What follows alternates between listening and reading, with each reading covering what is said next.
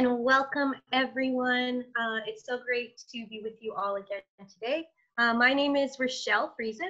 I spent actually 5 years living and working in Palestine, and that's where I first got to meet Omar and Sabeel, and it's always great to continue to build this connection. Sabeel has been a really great organization to work with and to learn from. I'm now the Canada coordinator for Christian peacemaker teams. And so I'm located in Toronto, also known as, which is also, the traditional name is Takaranto. And it's the traditional territory of the Haudenosaunee, the Anishinaabe, the Wendat, and the Mississaugas of the New Credit. Today, as we talk about colonization and occupation, I do think it's important to acknowledge that on the land that I'm currently on, I'm a settler here.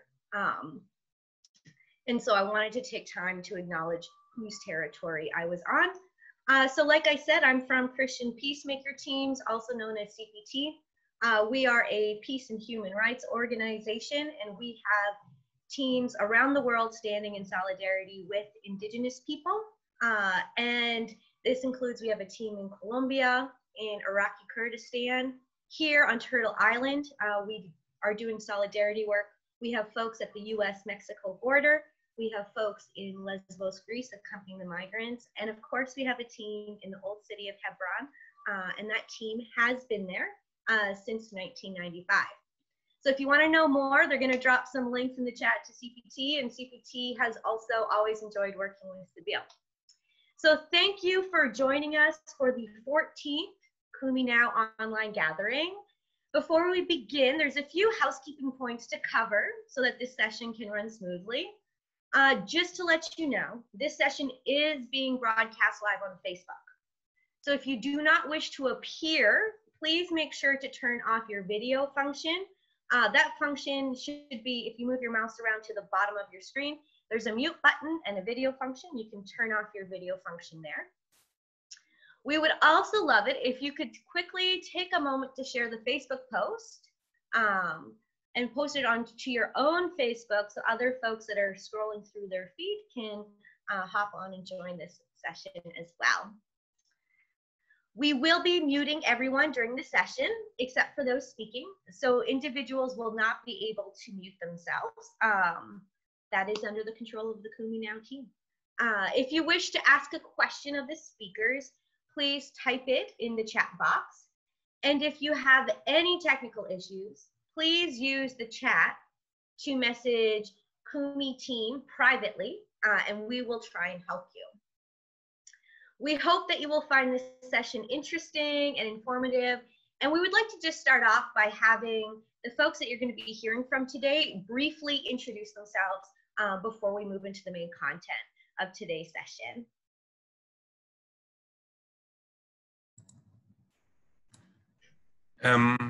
Good evening, everybody. My name is Omar Harami, and I will be presenting shortly an update on the news in both Palestine and Israel.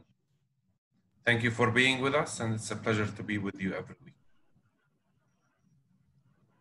Good evening, everyone. My name is Myssana Morany. I'm attorney at Adalah. I'm the coordinator of the Land and Planning Unit in the organization.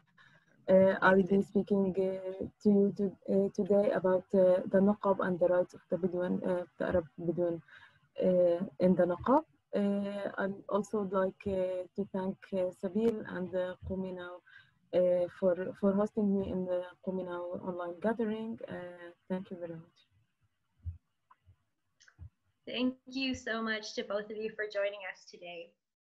So today we will get to learn about the Palestinian Arab Bedouin citizens of Israel. But this is more than just a learning opportunity. For those that don't know, Kumi means rise up. And the ultimate goal is to engage in advocacy for Palestine around the world. To this end, our Kumi actions and hearing from organizations on what we can do to support them are critical pieces by which we will measure our success.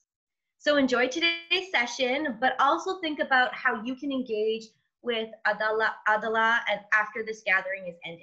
It might be a donation, but it might also be following them on Facebook, sharing articles, sharing videos.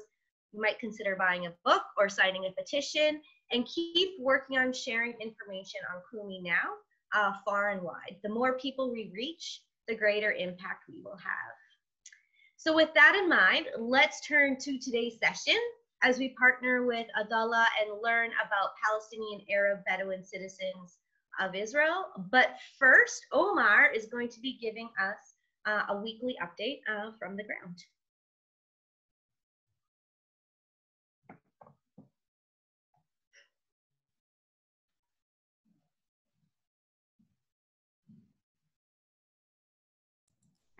Thank you, Rachelle. So,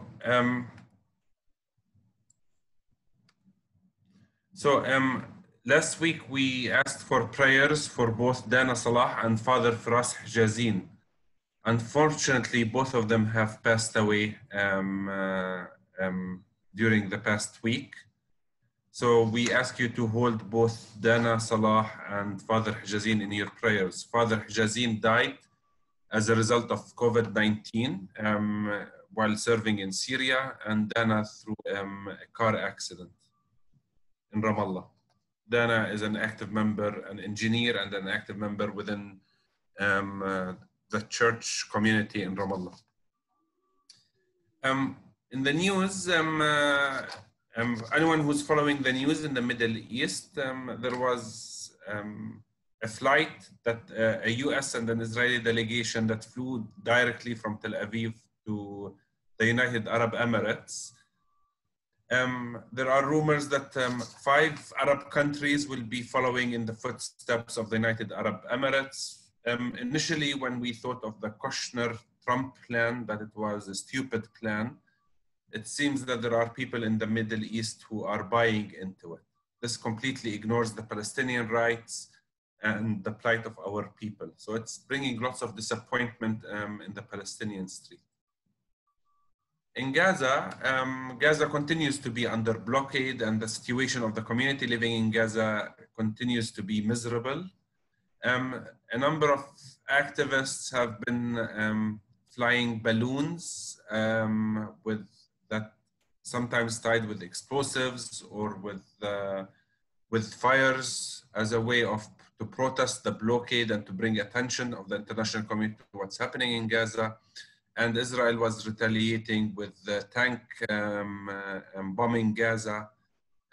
Today there has been news that there was thankfully a peace or an understanding reached between Hamas, who rules Gaza, and Israel to try to bring the situation to calm. So we hope things will that things will not escalate in Gaza, and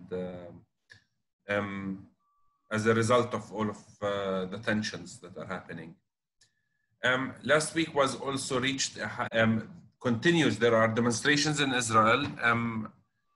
The biggest demonstration yet has happened last week, with close estimates between 20 to 40,000 people took part in this demonstration, mainly protesting corruption inside Israel and the corruption of Benjamin Netanyahu. So we hope that these demonstrations will end into to changing the status quo of the political system in Israel, and hopefully things will change. As we've mentioned earlier, these demonstrations have nothing to do with the occupation, although some of the protesters are progressive and are against the occupation, but mainly it focuses on the Israeli government. Today, this happened. A leading activist in the Tulkarem area, some of you know him, his name is Khairi Hannoun. During a nonviolent demonstration opposing the confiscation of land in the Tulkarem area, the military officer attacked him very violently, and you might see in the news later footage of this. Depends on what news agency you're following. The army also attacked the different press and journalists that were there. Nobody got seriously injured, but it has created a very big frustration within the Palestinian community that even non-violence is being hammered nowadays with the Israeli occupation forces. There is also sad news from Bethlehem University. Bethlehem University announced today that they are ending the contracts of over 40 faculty members from Bethlehem University. The COVID-19 crisis has affected the whole economy around the world, but especially here in Palestine, bringing devastation to the school and the education system that is already suffering. So today, over 40 staff and faculty members of Bethlehem University received information that their contracts have been terminated, many of them serving for over decades in Bethlehem University. So with COVID-19, the numbers continue to grow in both Israel and in Palestine. The number of deaths has doubled since July, the end of July, during the month of August. People are, as many schools in both Israel and Palestine have started this week and are starting next week, people are really worried for the safety of the families, loved ones, and the students, everybody who is involved. So, so continue to hold the people of Palestine in your prayers as we continue to hold you, all of our friends, in our prayers. Thank you. Thank you, Omar. That's a tough update, but I think it does show how important these Kumi now sessions are and how important it is that we take action after today's session and keep working for the freedom of Palestine. So at this point, I would like to turn things over to Myssana Morany for today's presentation. Welcome, Myssana. Thank you, Rachelle.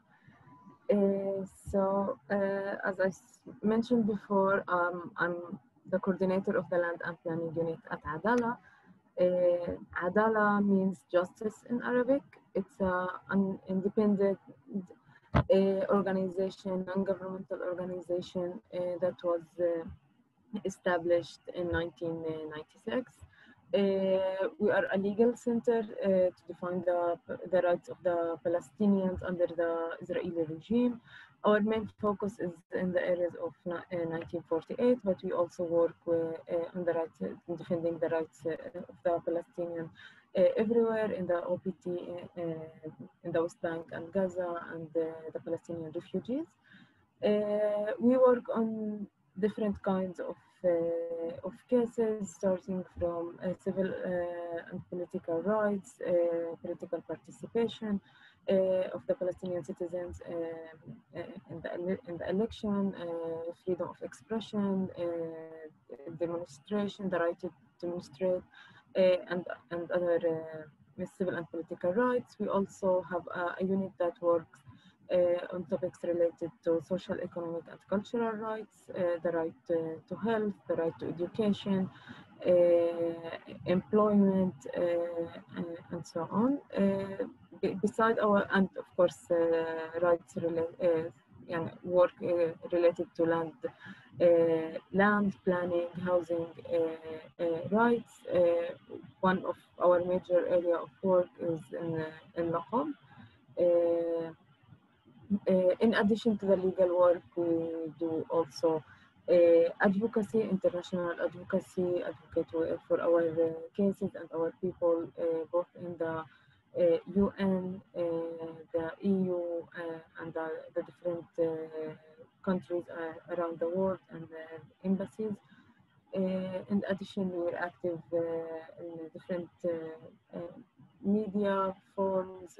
It's either in having campaigns to raise awareness or calling for action and solidarity with our cases, and so on. So before,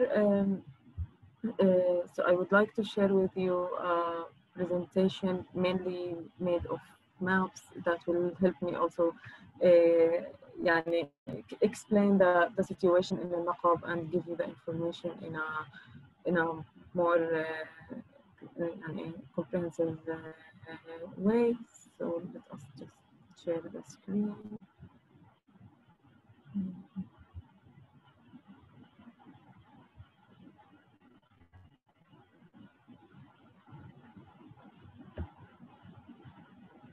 Okay, so for us, the Naqab is actually the story of a continuous Nakba.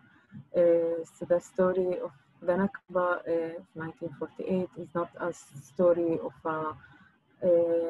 events of 1948 that started or ended. It's a story that is continuing till today, and we see it in different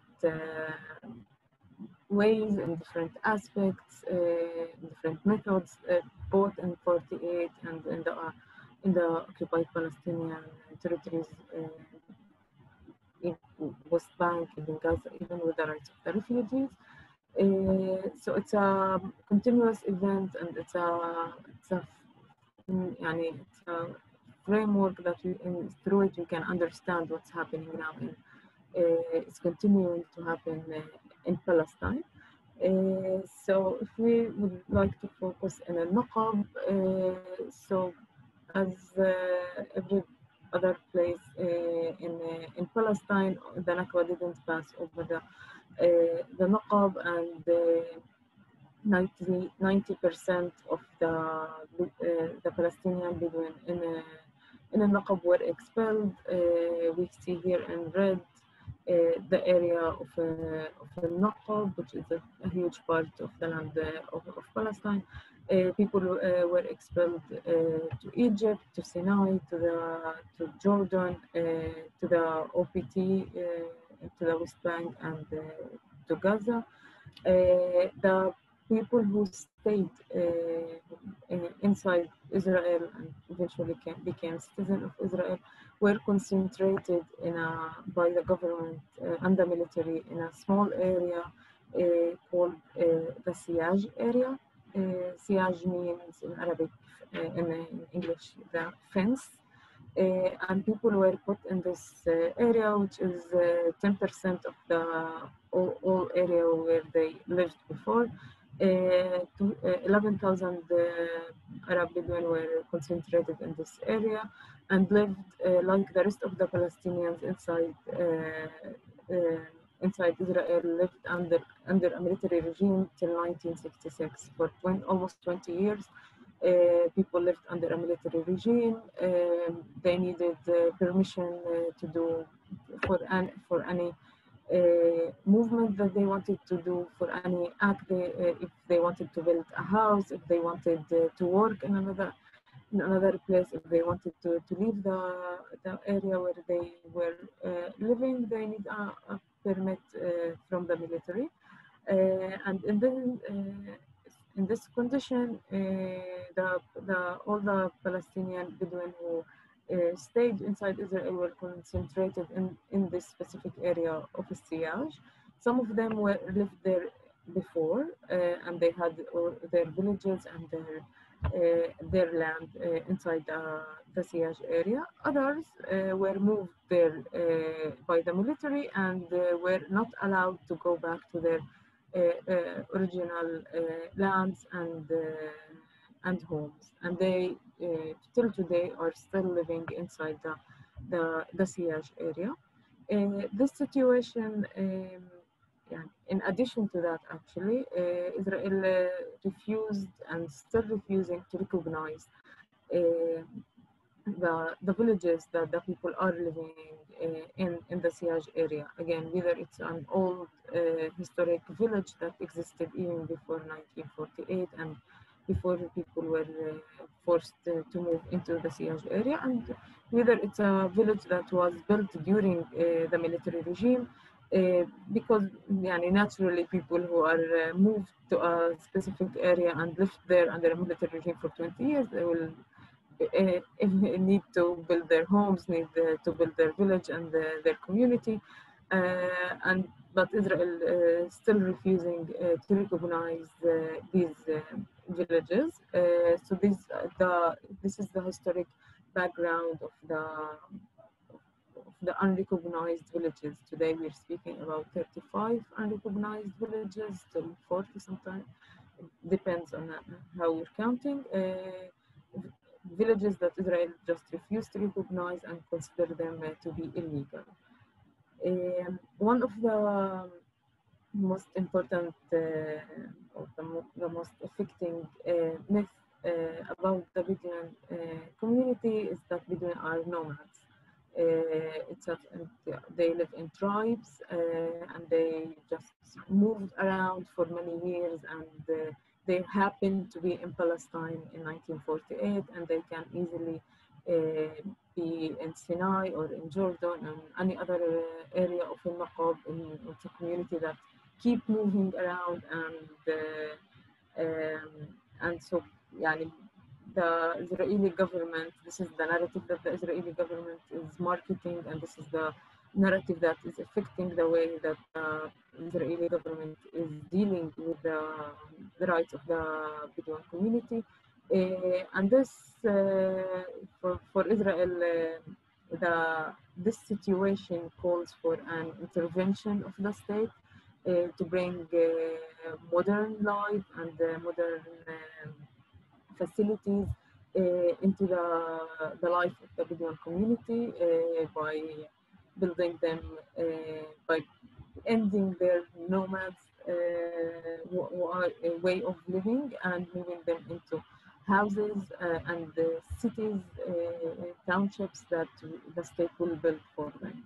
So this is the concept, the myth and the concept and the narrative that the state of Israel has been always marketing their policy for and explaining their policy towards the Bedouin community. Clearly, it's a false, as myths, as all myths, it's false, and it doesn't represent the situation on the ground at all. The Bedouin community are not nomads, even if they were, historically speaking, hundreds of years ago nomads. They are not anymore, and they were not in the 1948 nomads. Actually, if we speak about for example, if we speak about land claims, each tribe in the Naqab know exactly where are their lands and which land belongs to their tribe or to their family, and which land doesn't belong to them, and to whom the other land, the other location or the other land belongs to, and this clearly proves that the people they are connected to their land and know exactly where they lived before and where they want to continue to live. And it's actually Israel who's forcing them to live in nomads, as nomads, when Israel is continuing to force displace them from one area to the other, starting from 1948 till today. I'll give some examples of these forced displacement cases, and we'll go into details with the story of al-Kalima tribe who are living in al-Hiran. But before, I would like also to speak about, before going into the unrecognized villages and the meaning of being, of living in an unrecognized village, and how these, the decision not to recognize the villages are affecting, and how the forced displacement is happening today. I would like also to take a few minutes to speak about the land claims and the land ownership, the right of the land and the right of the Bedouin community over their lands. So back into the Ottoman period, there was a specific land registration method that did not include, part of it included some kind of registration, but not all of it was built over a written registration method. And during the Ottoman period, during the British Mandate, the Bedouin in Naqab owned their own land and worked on the land, paid their taxes, and there was no claim either from the Ottoman Empire or the British Mandate about the ownership. There was no question of ownership over these lands. It was clearly lands of the Bedouin tribe, and their ownership was respected. The Israeli regime, starting from day one, tried to find different legal tools and actually legal fictions to try and claim that the land of the Naqab is a no-man land, that it doesn't belong legally to anyone. So, and thus it's a state land, and by the state land, it means it's a land of the ILA, Israel Land Authority. It's a land that is managed by the ILA, and thus the Bedouin communities have no rights in these lands, and they are trespassers. Either if they use the land for agriculture use, they are trespassers. If they live in the land, they are trespassers, and everything that the state of Israel is giving them is out of good faith, of mercy, of trying, as I said before, to bring modern life to them, but not as if they have rights in the lands, not as indigenous, and not as the actual owner of the land. And thus for years, Israel gave an interpretation to the land laws of the Ottoman Empire and the mandate, the British mandate after that, in such a way that will bring to that will almost always bring the courts to a conclusion that the lands in Naqab, all the lands are Mawat lands, dead lands, it's called legally, and thus the Bedouin community have no rights over the land. So if you remember what I mentioned before about that each Bedouin community know exactly where their land. So back in the 70s, Israel started some kind of land registration process and asked everyone that have a land claim to submit a land title and to clarify where their borders and what land they are claiming to be the owner.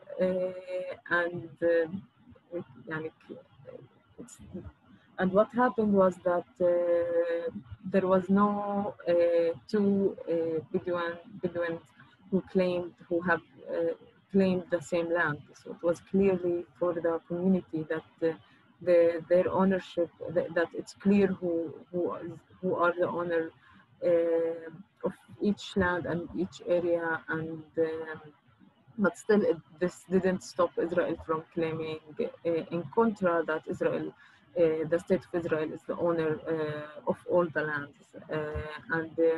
In this such a case where we have two claims of land ownership, the case go to the court, and all the cases that went to the court, all of them, with no exception, was ruled for the benefit of the state of Israel. No Bedouin won ownership land claim if it's got into the court. Mainly what many of these ownership claims didn't go for, the state didn't go forward with them, claiming that they just froze the process. But even the freezing the process is affecting the people till today. So lately, in the last 3-4 months, there was one of the villages, Khirbat al-Watan, it's called, are facing a lot of foresting work by the JNF. And when we said in the name of the people, okay, the people are living in their own land, and the land that they have claims, they claim their rights on the land, and the answer was it's a state land, and even if they have claims that are not settled, are not right, and that the state has the right to protect the land as a national resource, to protect them from trespassers, and thus they are planting trees there.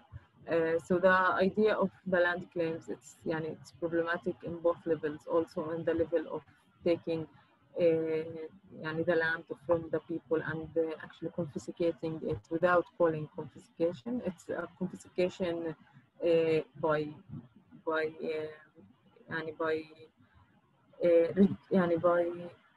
by the legal tools of registration. So we don't acknowledge your rights at all. It's not that you confiscate your land, it's just that we don't acknowledge that you have any rights.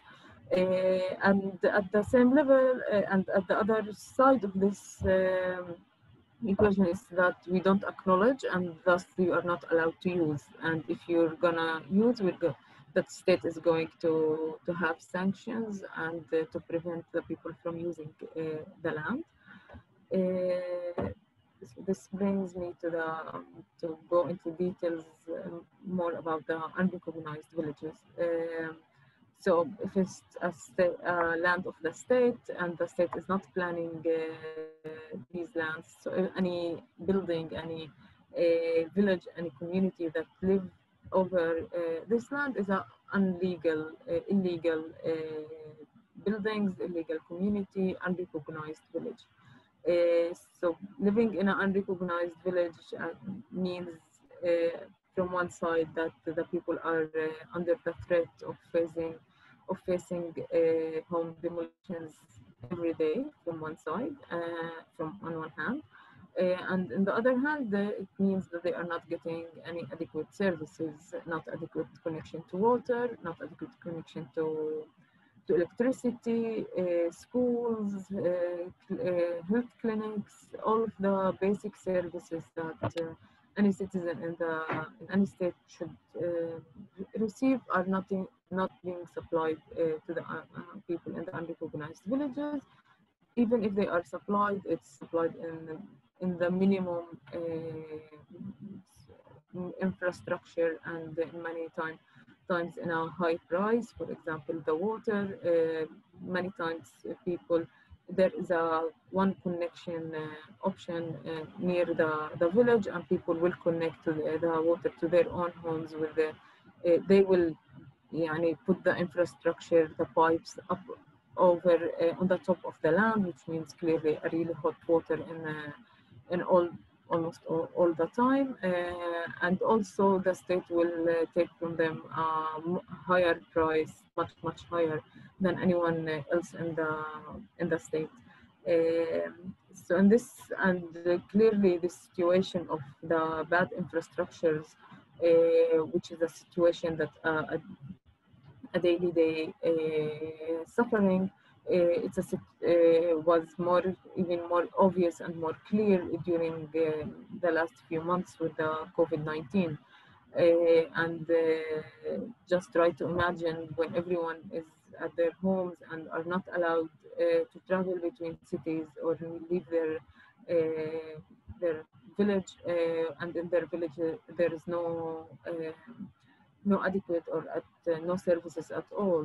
What does that mean for their health, for the care that healthcare that they are getting? And try to imagine what it would be getting education in such a situation when most of the unrecognized villages doesn't have any stable connection to electricity, not to speak about good signal or internet connection. So any arrangement of learning from distance is not that relevant for the Bedouin community. So we're speaking about 35 to 40 villages that are unrecognized, with a population of 80,000 residents who are living there.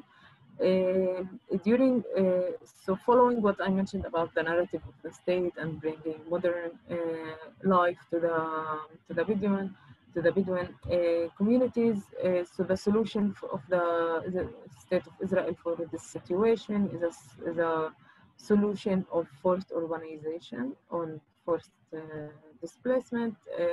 That means that starting from the 1970s, the state of Israel built 7 so-called urban townships in order to move the Bedouin communities from their villages and to concentrate them within these townships. And these townships who were built in 1970s are still till today, like 40, 50 years after, in the lowest level of the social economic scale in Israel. They are the poorest towns till today, with the highest rate of poverty, of unemployment, of bad infrastructure. So even this myth of bringing modernity is not even, it's not on the basis of the data, even it's not succeeding. Later on, like 15 years ago, Israel decided to recognize 10 of the unrecognized villages and give them a legal status as recognized villages. These villages also are still at the lowest social economic scale and the lowest part of the social economic scale. Many of these villages are still with no master plans, and people are still not able to have any permission to legalize their homes or to build the new homes legally. So it's clearly, while almost half of the Bedouin are already living in these townships and villages, it's not enough for Israel, and the other 35 villages are still facing the threat of the forced displacement. Years ago, in 2012, 2013, there was a governmental plan that was being promoted, the Power Plan, that aimed to have a law that will just finish the story and give people confiscation and over their land rights, and obligate them to move into the townships and the recognized villages, and have tough sanctions against the people who refuse to go through the solution of the state. The plan was eventually frozen because two reasons. One of them was that there was a huge resistance in the community, in all Palestinian communities against this plan. Big demonstration from north to south against the proper plan, and it was clear to the state that it's not gonna work easy for them. And there was a huge also pressure from the international community against this plan that eventually led to the plan to be freezing. But this was only on paper, because in the last few years we're seeing the same results as the proper plan intended, but in different legal tools. So instead of finishing the story of the 35 villages at once, the state started to move towards a more small targets. So it's going village by village, family by family, home by home, and we're seeing a huge threat to the villages in a Naqab. For example, in 2016, there was a change and amendment to the planning laws that make home demolition much easier for the state, and allow the state to have fines, to give the people fines for their illegal homes, fines that can be reached 300,000 shekels, which is a huge amount of money. That led to a situation of a huge increase in home demolitions in all the Palestinian communities, but specifically in the Naqab, in an increase in the self-demolition, that people are demolishing their homes and staying without a solution was just not to be, because they are not able to pay the fines, and having such a huge fine is a huge risk, and it's affecting every part of their life. So now, so the travel plan was frozen, but there are other tools that are being implemented and giving a similar situation. Clearly, we are also worried about the implementation and effects of the Jewish nation state law, basic law, which also include a chapter, an article saying that Jewish settlement is a constitutional value that should be supported,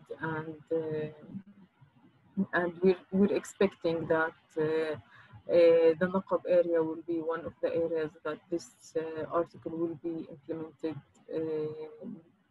seriously in it, and we're expecting to see more Jewish settlements in Naqab, which will for sure lead to even more eviction and forced displacement of the Palestinian communities there. So this is a map of the area. So if we're looking here at the map of Palestine, we're focusing on the area of Bir Saba, Beersheba, in the Naqab. We have Gaza here, the West Bank here, and we're speaking about the area between Rahat, one of the townships, Beersheba, Bir Saba, one of the major cities in the Naqab, and another two Jewish towns of Arad and Dimona. And the area between these orange dots is the area of Siyaj, where you can see all the unrecognized villages. So just to have a scale proportion, we're speaking only about this area from the whole Naqab area. Yeah, even if the state will give all the land to the Bedouin community, we're only speaking about 10% of the area that they used to live in. But at the same time, please keep in mind how close the Naqab is to the green line, and that Al-Araqib, for example, and Susia are really from both sides of the green line, and that they are really close and actually facing the same policies, one under the framework of the IHL, and another one under the framework, legal framework of citizenship, but the same policies and the same tools of forced displacement are being implemented on both sides under different names, but are leading to the same results. So this again also another map that will show you again the Siyaj area, which is here the line in black. But you can see also in green the townships that the state built in the 70s. And you can also see something that I will explain a little bit more about towards the end, different major infrastructure and development projects that are being moving to the Naqab. Here we have an military airport. Here we have a military industrial area. We have also a lot of railways and highways, but I will really speak a little bit more in a minute. So the case of al-Hiran is the best example of the forced displacement and how it's being implemented in al-Naqab. The people of al-Hiran were uprooted from their lands in 1948. They moved to another area in Wadi Zubala in They lived in Wadi Zubala under the military regime till eventually the military regime moved them to the area of Wadi Attir, where they lived till 2003, 2004 with with the state not asking about them, not asking them to leave from one side and not giving them any services from the other side. They were just living there with no one caring or taking them into consideration. In 2003, suddenly the state started to issue demolition orders and eviction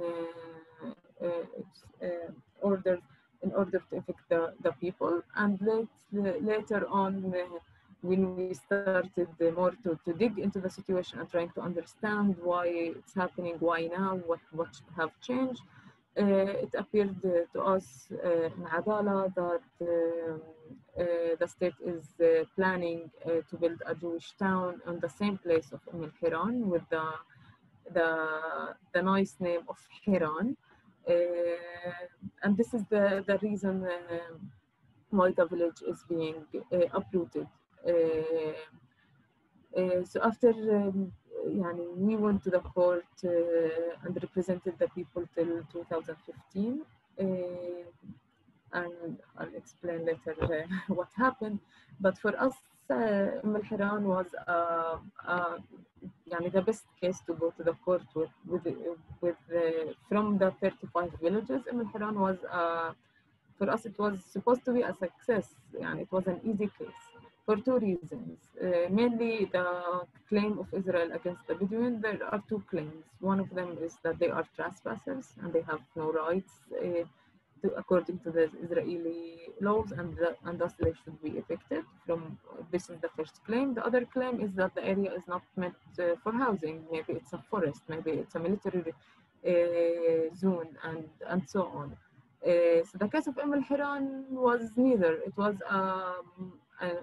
we proved with archive documents saying that the people were moved there by military orders, so they had to move. So they had permission. It wasn't they are not trespassers. And from the other side, you are building there a town, so it's for housing. So what's the problem? There is no planning restrictions, and you can keep the people there. This didn't succeed to convince the Israeli Supreme Court that it gave I believe, one of the most awful decisions, saying that the state gave and the state can take back, ignoring all the constitutional rights of the people, and that they have been living there for more than 50 years. It means nothing, and the state can't just change their decision. It's not a constitutional issue even, and at the same time, it proves that the judges there had a say that it's not like the state is leaving the people without a solution. The solution for them is to move to the township that the state built for them. It's not that a question if they want or they agree, but the state is giving them a solution, which also a solution that reveal one of the major issues or major policies of Israel on the land regime. It's a policy of segregation as well. So you can't stay and live in Hiran, the Jewish town that we're building here. You should live with other Bedouins. There you can live. You should move. And this was not the end of the story of al-Hiran. It continues. In 2017, the police forces entered the village in order to demolish some of the houses, and they killed one of the citizens of al-Hiran, Yaqub Abu al-Qi'an, and immediately he became a terrorist. He became an ISIS activist based on a newspaper that he has in his car. It was immediately the narrative, and eventually, even when it was proven that he was shot by the police, and thus his car just drove fast and killed one of the policemen, and he was left to bleed to death. There it was even the investigation against the policeman was closed. And eventually in 2020, when some of the people challenged the agreement in 2018, a lot of pressure was put on the people of Hiran, and they eventually signed some kind of agreement with the state to move to Hura. And 2020, after people challenged this agreement, the state just said that yeah, this agreement was without authority, and we're withdrawing the agreement with the people and just left the people without a solution. Now, part of them already moved, part of them are in the middle of moving, others are still in the village, and the situation is, again, they are treated as transparent and that the state can do whatever it wants with them.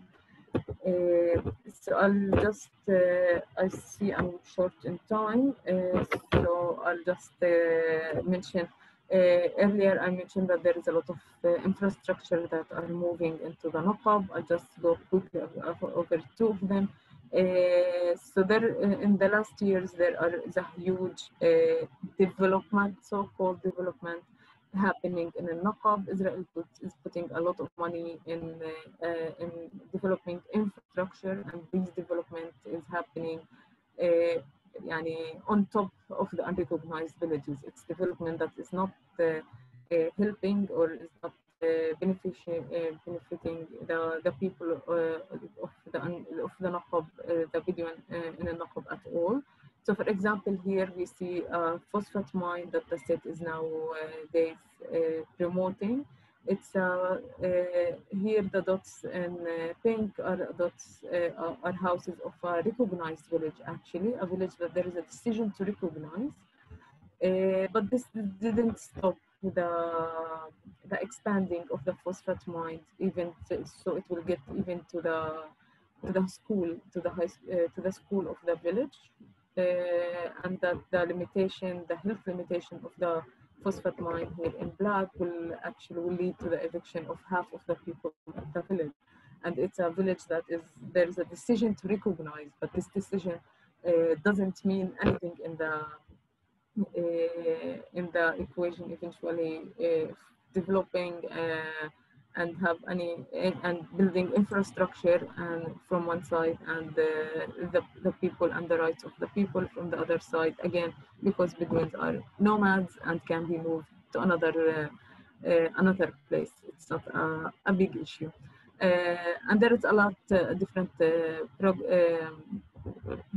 infrastructure, national infrastructure like this that are now being promoted in Naqab. I think I reached the limit of my time, so I'll maybe stop here. Stop or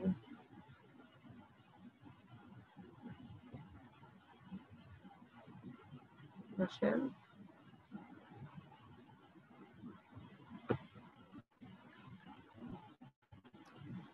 Okay, so I'll give you another. I'm here. Okay, sorry, I was just waiting to be unmuted. Thank you so much, Myssana.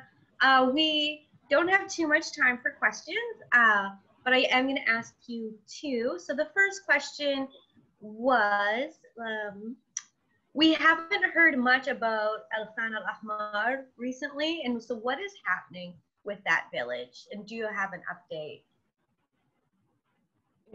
Yes, so the village of Khan al-Ahmar is a village near in the OPT, in the occupied Palestinian territories, not in the Naqab, but again they are facing the threat of the demolition, and the eviction doesn't really change. The green line in this sense doesn't really change. Actually, to be honest, I'm also hearing from the news. I haven't heard anything lately after the decision that there was a decision to postpone the eviction of the village. I haven't heard lately any news related to the Khan al-Ahmar.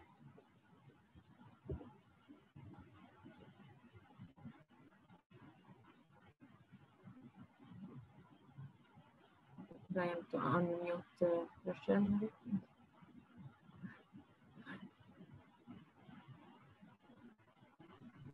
Sorry. Can you folks hear me now? Perfect. The last question I'm going to ask is, someone is wondering if there are any Israeli lawyers supporting the villages. employers. Okay, so yeah, there are sometimes Israeli colleagues who are working with the villages.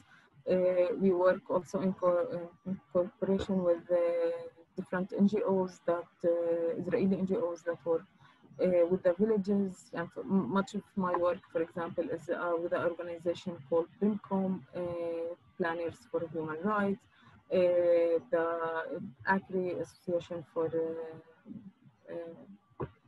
Civil Rights also is work in Naqab, Shatil, different organizations, NCF. There are also some groups, more local groups that work from Jewish people from the villages and towns in Naqab who are in favor of the recognition, who also have some work, done some work with the local communities.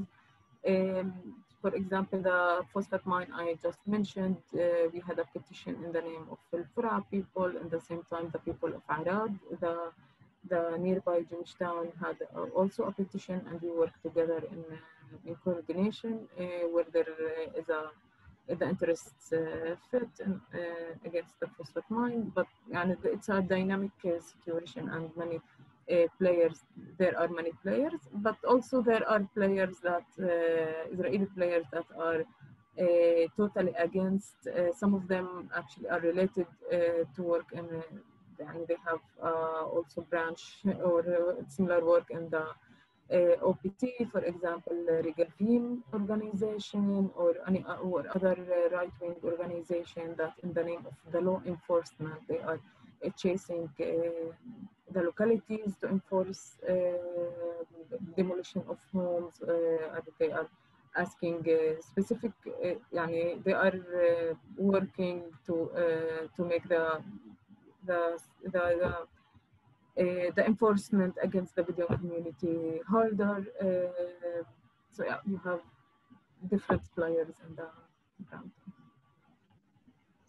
Thank you. And I'd like to thank everyone for the questions, and thank you, Myssana, for your answers. Thank you very much. We didn't have time to get to all of them, but we might be able to get to some of them during the meet and the greet time at the end of the gathering. So now we'd like to move on to our prayer. So I invite everyone to get comfortable and into a position that they feel most comfortable praying in. Dear God, we thank you for the humanitarian work and the justice work of Adalah. Thank you for all those people in Palestine, in Israel, who pursue justice and guide the oppressed. Lord, in your mercy, hear our prayer. Amen. So now it is important for us to better understand the struggle of Palestinian Arab Bedouins, citizens of Israel. We now also need you to act on this knowledge. So we have a single advocacy action we'd like you to engage in, and you'll see you can have a little fun with this. So this week, we would like you to smuggle a sheep to Israel. What? Yes, smuggle a sheep to Israel. So the Minister of Agriculture and Rural Development, Alon Schuster, needs to know that the Bedouin people should be free to control their own communities. So this is what you can do. You can send a picture of a sheep or a goat or a camel to Alon Schuster. You can draw a sheep. You can find a photo on the internet. You can get creative. Maybe you have a child in your life that wants to draw a sheep for you or color a picture. Get creative. Write a message on your picture, such as, if you really want to respect the Bedouin people, their lands, traditions, and communities, abandon the Power Plan. You can send it via fax to 972-03-9485-835. I'm assuming that number is being dropped in the chat. Or via email to sarmog at You know what, we're just gonna drop that link in the chat because I'm gonna end up not spelling it correctly. So that'll be dropped in the chat as well. You can also tag or send it to him on his Facebook account, his Instagram account, or his Twitter account. Next, be sure to send the picture, be sure to share the picture that you sent on Twitter, Facebook, Instagram, and encourage others to do the same thing. Include a link to this page of the Kumi Now website along with the hashtags, hashtag abandon the power plan, hashtag Kumi Now, and hashtag Kumi46. Myssana, do you have any thoughts about the Kumi Action or other ways people can get involved if they're watching this session?